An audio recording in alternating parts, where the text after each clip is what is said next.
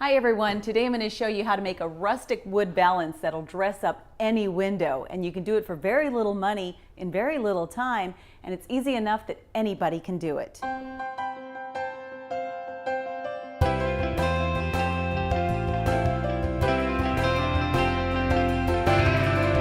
Before we get started on these cornices, I want to show you the materials I'll be using. Obviously, there's a lot to choose from out there, including some really gorgeous pre-stained woods.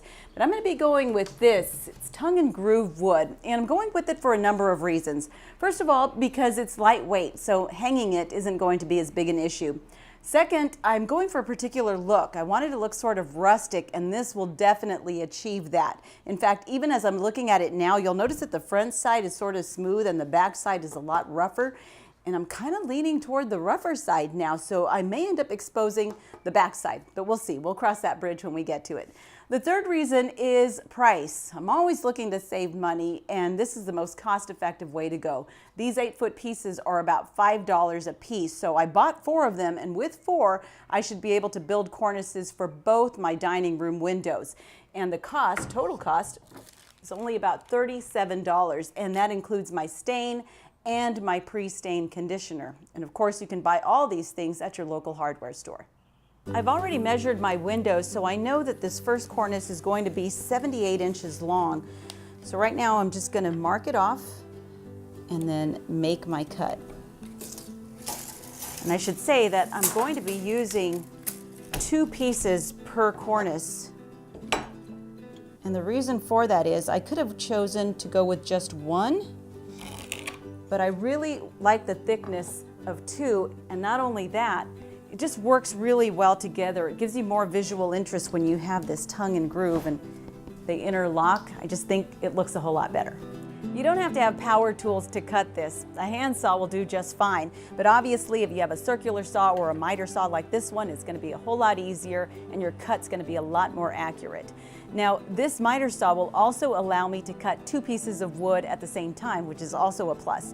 So what I'm doing is I put the piece of wood that I marked on top, and all I'm going to do is align them, make sure that the ends are perfectly flush.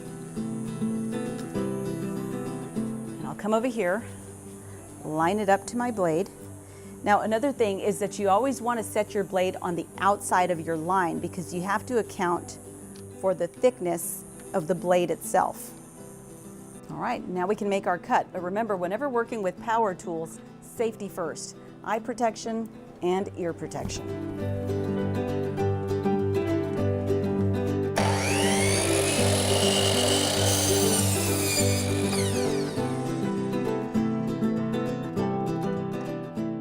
Perfect. Now I'm just going to go measure and cut the other pieces.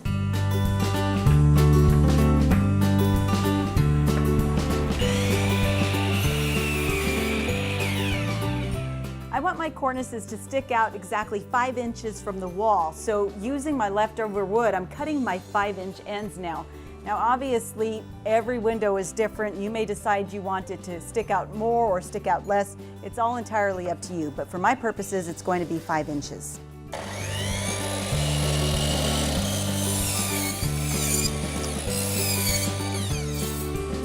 Now that all my pieces are cut, I'm going to secure them together using a good quality wood glue. Then I'm going to clamp everything together and let it sit overnight.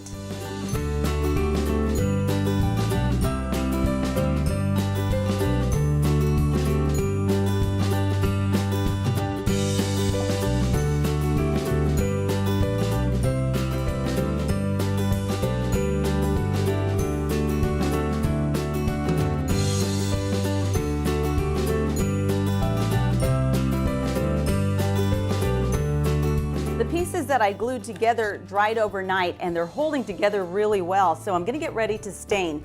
But as you recall, I mentioned I'm not sure if I'm going to be exposing the front side or the back side, and I'm still not sure, but the back side is almost a little too rough, so before I stain I'm going to just give it a light sanding just so that we don't get any splinters or anything like that, and then I'll stain all my pieces and decide at that point.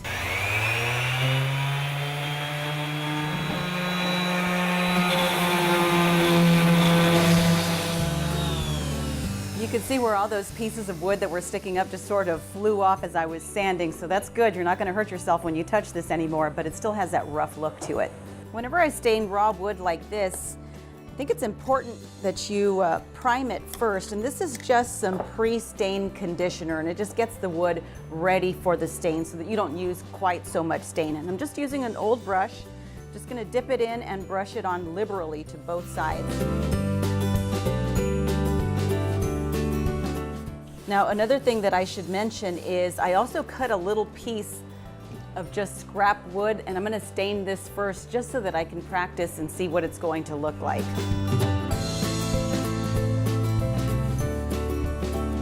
And by the way, whenever you're working with stuff like this, you should always make sure you're in a well-ventilated area. The only reason I'm not wearing a mask right now is because I've got the garage door open and I've got fans blowing, so it's not too bad. In fact, when I start to stain, I probably will be putting on my mask. You can see this just soaking into the wood. At this point, the gloves come on because it does get a little messy. Now, I was about to open this new can of stain that I bought when I noticed that I had the exact one left over from another project. In fact, I had a couple of them, and I may end up using a combination of the 3 different shades, so we'll see how that goes. But what I have here is just a scrap piece of wood, and I'm going to practice on this first before I commit to any particular stain. And I'm just going to be applying it with an old cotton rag.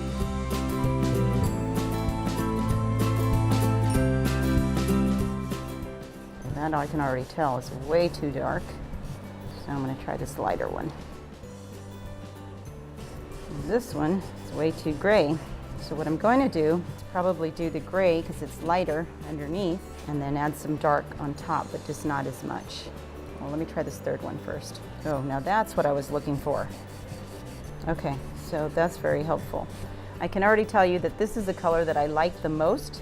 So I'm going to lay this on all of it, and then I may go back and add just a little more of some of the darker and lighter parts just to give it a different look here and there. But for the most part, it's going to be this dark walnut. It's a little harder to stain because it's so rough, but I really like how it's picking up the color. I am loving how this looks. It's just taking a little longer because it's so rough. I'm just really brushing it on lightly. I am really liking how this turned out. It's looking sort of rough, dark in some areas, lighter in others. It's the real imperfect look that I was going for, and I definitely got it here. In fact, I'm going to hold it up next to this one so you can see the difference. It's kind of cool, huh? The wood stained beautifully and is now dry to the touch, so now I'm going to permanently attach the sides to the front of this cornice. To do that, I'm just going to flip this around. And this is where, if you don't have a second set of hands, a clamp comes in real handy. So I'm going to put this in place, line it up, and then clamp it. All right, now I'm just going to turn this over. And there are a number of ways that you can put this together. You can use nails. In fact, if you want to get really creative, they make nails with varying head sizes, so you can make that sort of part of your design element. You can also use L brackets, or you can do what I'm going to do, and that's just use screws. Now, the reason I'm using screws is because my wood is slightly imperfect. It's a little bowed, and so using screws is just going to give me a stronger hold. Now, before I put this in, I'm going to just drill a pilot hole, and this just ensures that my wood won't split.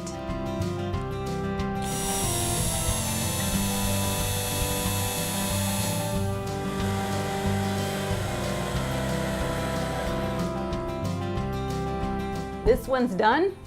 All I got to do is do the exact same thing to the other one, and then they'll be ready to hang.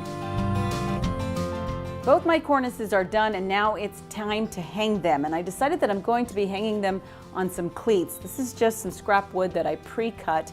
And what I'm going to do is I'm going to screw these into the wall first, and then I'm going to take the cornice and screw the sides into the cleat. It'll be something like this. All right, so I'm going to try to explain this while I'm holding this up at the same time, but basically I've screwed in the cleat to the wall, finding where the stud is first of all, and then I screwed in the cleat. If you look closely, I also included the curtain rod because I'm still going to hang a valance behind here, but that's just a style thing. You don't need to do that so long as you put the cleat into the wall. And now what I'm going to do is I'm going to screw the sides into the cleat. Okay, now I'm just going to hand this over to my husband. Obviously this is a two-person job. And one thing that I didn't mention is I went really high on purpose because I'm trying to give the illusion that the window is bigger than it is.